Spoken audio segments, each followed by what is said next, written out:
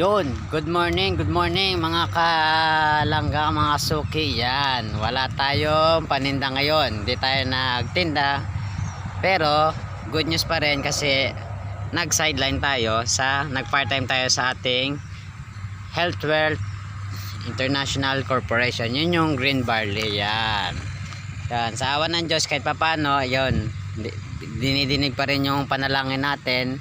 Meron tayo isang patient user na nagbakal na or nag-avail ng isang package. Yan, sana dito naging channel of blessing pa rin tayo. Sana makabulig tayo sa kanila at pupukusan natin tong ang user patient natin na painumin ng green barley. Yan, actually proven and tested na rin po siya.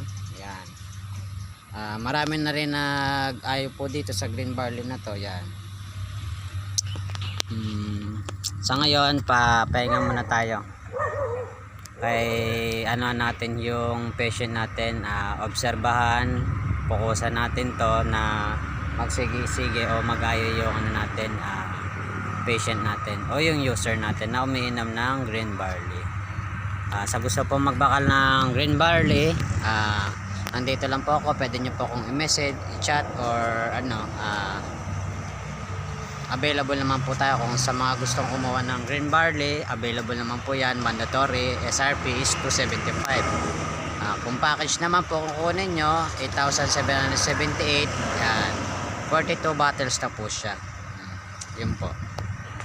So bali nadulong na natin yung isang package na green barley kanina dyan sa dyan kanina. Nadulong na natin dyan, naihatid na natin. Nakakapagod mag drive long ride, 3 hours tayo papunta city. At least kahit pa paano worth it naman yung pinagpagura natin, sulit naman, at nakatulong tayo sa kapwa natin. Sana mag-ayo rin po siya katulad ng mga natin, patient natin ng mga nauna dati. Basta tuloy-tuloy lang ang pag-inom ng green barley.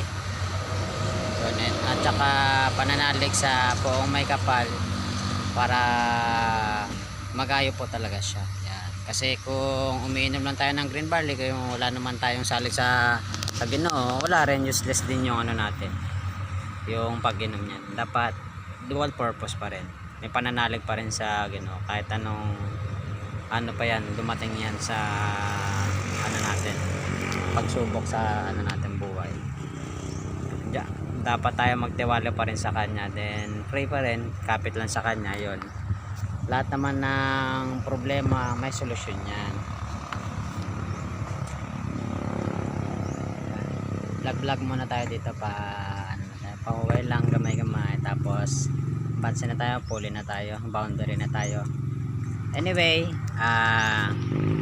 yung nadala nating uga kag pinakas, yon, salamat mga ka-health wealth, mga dear suki, na yon naubos kanina pagdating ko ng city. Gimpakyaw po yun ng mga natin, mga ka-health wealth kag mga ka-dear suki natin. Yun, salamat. Balik na naman yung panggas natin with may extra pa. Ito yung mga daily rotate na ginagawa ko pag wala akong paninda or hindi ako nag buy and sell ng isda or kahit anong actually kahit papasukin natin yan. Kung may offer ka mo sa akin, open minded naman ako. Yan, interest lang. Ayan. Kahit pa yan, motor pa ba yan, kotse pa yan, yan nyo sa akin ibebenta yan, basta magkaintindihan lang tayo sa presyo. Yan, hindi naman tayo gaman, at least naman tayo gamay-gamay lang na at least sige paunti-unti, basta umuusad.